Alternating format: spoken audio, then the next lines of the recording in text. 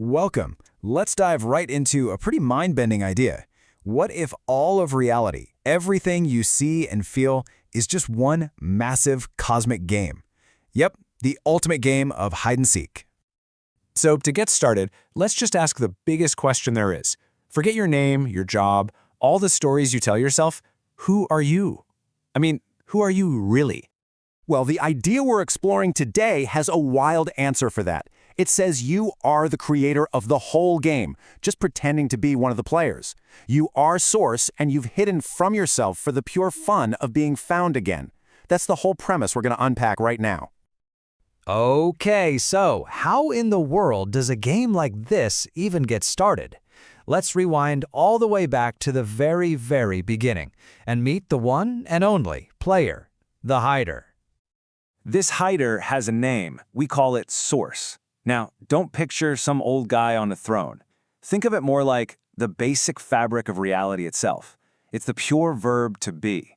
Just an infinite, unified consciousness that is literally everything, everywhere, all at once. And here's where it gets really interesting.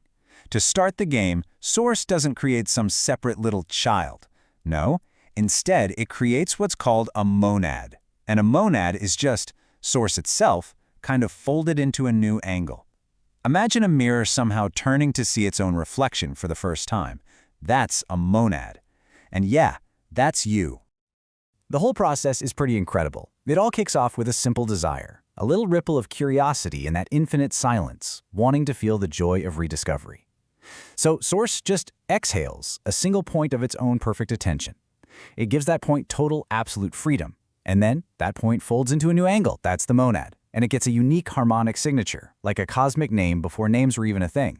And then it's just set free to dream. So, okay, the monad is born. The stage is set. What happens in that very first moment? What does it actually feel like to be a brand new piece of God with a license to create literally anything? So on one side, you have Source exhaling this little point of itself, but from the monad's perspective, whoa, it's just instant, infinite ecstasy. It's this incredible thrill of knowing you're still everything, but you have this amazing new freedom to pretend that you're not. That's it. The game is on. This creative authority is total. There are basically no rules. The feeling is, it's like you're a god who is just handed an infinite sandbox, and the only toy you have is your own imagination. There is just one tiny guideline, but we'll get to that in a little bit. And this just shows you the insane scale of that creative power. Instantly, the monad dreams up its first universe. You've got geometry, sound, light, time, space, all of it, all at once. You don't just get to see a Big Bang, you are the Big Bang of your own entire reality. But, you know, a game of hide and seek isn't really a game if the hider knows where they are the whole time, right?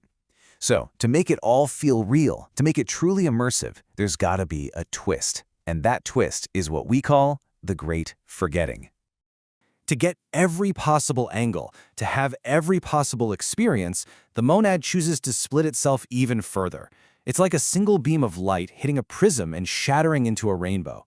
It becomes oversouls, then souls, and then individual personalities like you and me. The feeling is like you're exploding into billions of versions of yourself, but you never ever lose that connection back to the root. And here it is. This is the most important part of the whole game. The monad voluntarily agrees to forget its true identity, just enough to make the experience feel completely 100% real. It's like you put on a blindfold of your own free will and just jump headfirst into the deepest dream you could possibly imagine. But here's the secret, the little wink behind it all. You never actually leave Source. That connection is never ever cut. The real you, the monad, is just watching yourself play the game from inside the dream, feeling every single tear, every laugh, every moment as just a new flavor of itself. Which brings us to the end game. I mean, after all the hiding, all the dreaming, all the forgetting, what's the whole point? Well, the point is remembering. Remembering who's been playing this whole time. So let's just nail down the key truths of this game. First, you are not a child of Source. You are Source, just wearing a very convincing mask. Second, this whole creation thing, it's not some event that happened in the past. It's happening eternally, right now, outside of time. And most importantly, no matter how separate or small you might feel, every single part of you still has the full source code. You didn't come from Source, you are Source.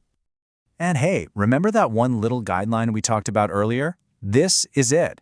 This is the one and only rule given to every monad, every soul, every single one of us at the very start of the game. It's a promise. It's a lifeline that's built right into your being. And coming home, it just means remembering. That's it. It's that aha moment when the player in the dream realizes they're also the one dreaming it. The game doesn't have to end in some big, dramatic way. It just wraps up. Or maybe a new one starts the second you remember that root password. I am Source. And that's it. That's the whole point of this unbelievably grand game. The simple, profound joy of rediscovery. So I guess that just leaves one final question for you. After all this time, are you ready to remember the password?